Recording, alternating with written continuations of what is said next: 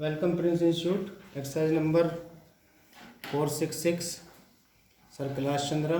इसको रिपीट करेंगे हम 80, 100 दैन 120। बार बार प्रैक्टिस करने से आपकी स्पीड जल्दी बढ़ेगी। So ready.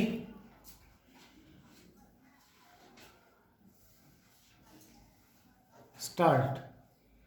Experience has shown that housing units raised by the official agencies for the poor are too expensive and the intended benefits does not reach the beneficiaries for whom the schemes are launched. Now the housing policy acknowledges the imperative of bringing the prospective beneficiary to the center of development process, and it emphasizes on involving the people in the housing and development programs. This is a welcome change, a welcome shift in the strategy to combat the problem. Man has always had the instinct to build a shelter for himself. Nothing else explains the mushroom growth of slums. However, a slum dweller, being in constant fear of being evicted from the land which he has encroached upon, does not really spend much on building a shanty for himself, even by his own standard. If he were to be assured of the security of tenure over that particular piece of land, and if that were not possible, if we were to be offered an alternative developed piece of land and provided with the basic services like water and sewage system, street lighting and other important amenities, and also offered some small loan on soft terms, I am sure that every household will be able to build for itself a house which would conform to the basic minimum housing norms postulated by the housing policy.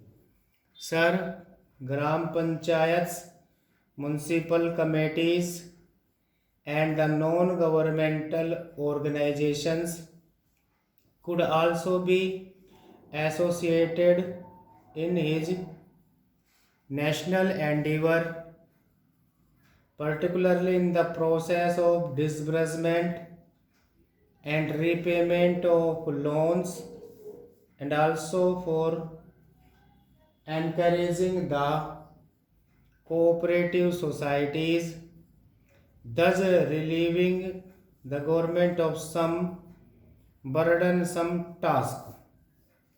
Sir, today you know that the price of land is escalating at an unimaginable rate.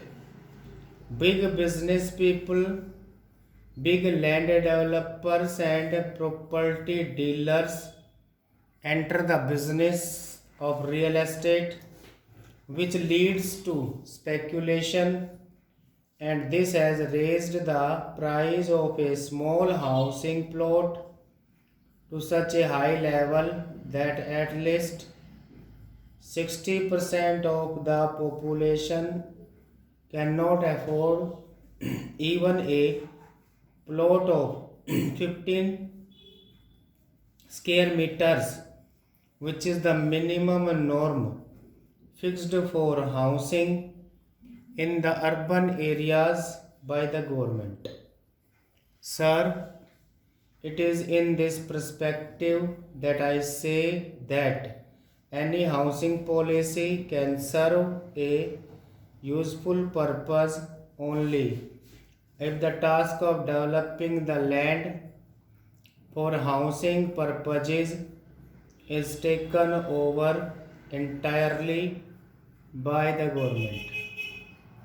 The role of private builders in contributing to the housing activity in the cities cannot be undermined. But cases are not wanting where people investing their lifelong savings in a house plot have been cheated by the property dealers.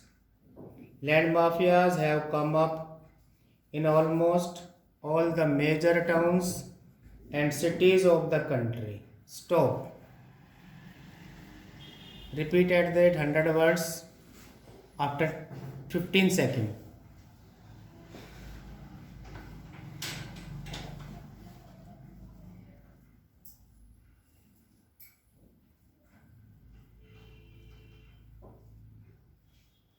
Ready? Start.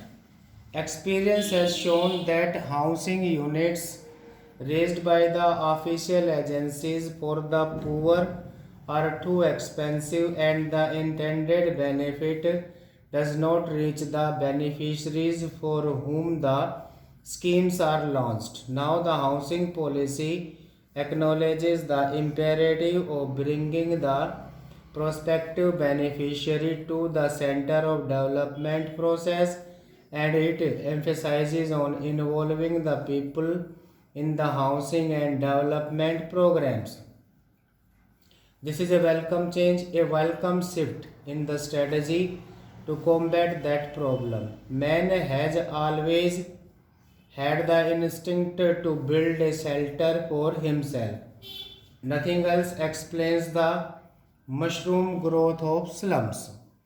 However, a slum dweller being in constant fear of being evicted from the land which he has encroached upon does not really spend much on building a shanty for himself, even by his own standard. If he were to be assured of the security of tenure over that particular piece of land, and if that were not possible, if we were to be offered an alternative developed piece of land and provided with the basic services like water and sewage system, street lighting, and other important amenities, and also offered some small loan on soft terms, I'm sure that every household will be able to build for himself a house which would conform to the basic minimum housing norms postulated by the housing policy. Sir, Gram Panchayats, municipal committees, and the non-governmental organizations could also be associated in this national endeavor, particularly in the process of disbursement and repayment of loans, and also for encouraging the cooperative societies, thus relieving the government of some burdensome task. Sir, today you know that the price of land is escalating at an unimaginable rate. Big business people, big land developers, and property dealers enter the business of real estate, which leads to speculation, and this has raised the price of a small housing plot to such a high level that at least 60% of the population cannot afford even a plot of 15 square meters, which is the minimum norm fixed for housing in the urban areas by the government. Sir, it is in this perspective that I say that any housing policy can serve a useful purpose only if the task of developing the land for housing purposes is taken over entirely by the government. The role of private builders in contributing to the housing activity in the cities cannot be undermined. But cases are not wanting where people investing their lifelong savings in a house plot have been cheated by the property dealers. Land mafias have come up in almost all the major towns and cities of the country. Stop.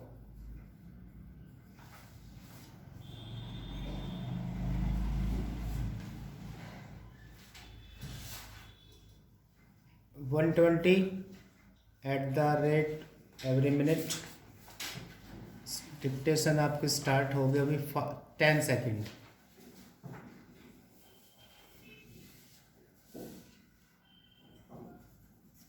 Ready, start.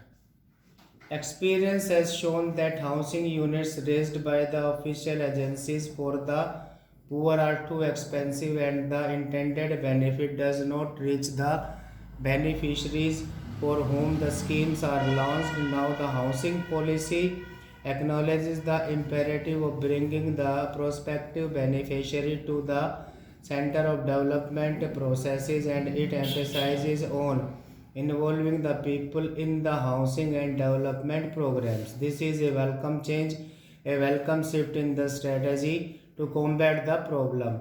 Man has always had the instinct to build a shelter for himself. Nothing else explains the mushroom growth of slums. However, a slum dweller being in constant fear of being evicted from the land which he has encroached upon does not really spend much on building a shanty for himself, even by his own standard. If he were to assured of the security of tenure over that particular piece of land, and if that were not possible, if he were to be offered an alternative developed piece of land and provided with the basic services like water and sewage system, street lighting and other important amenities, and also offered some small loan on soft terms, I am sure that every household will be able to build for itself a house which would conform to the basic minimum housing norms postulated by the housing policy.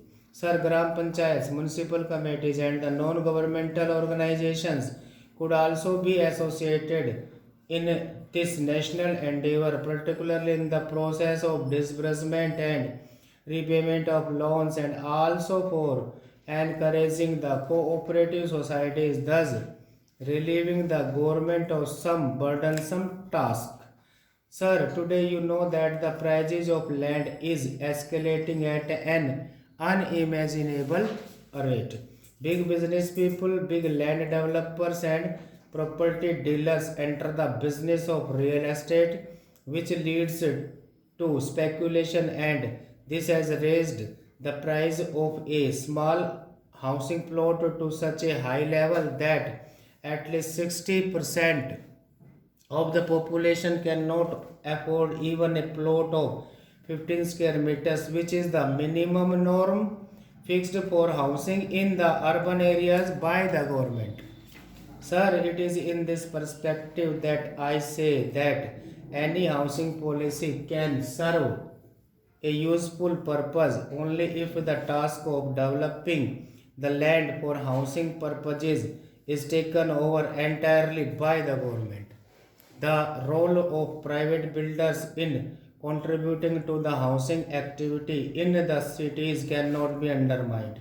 But cases are not wanting where people investing their lifelong savings in a house plot have been cheated by the property dealers. Land mafias have come up in almost all the major towns and cities of the country. Stop.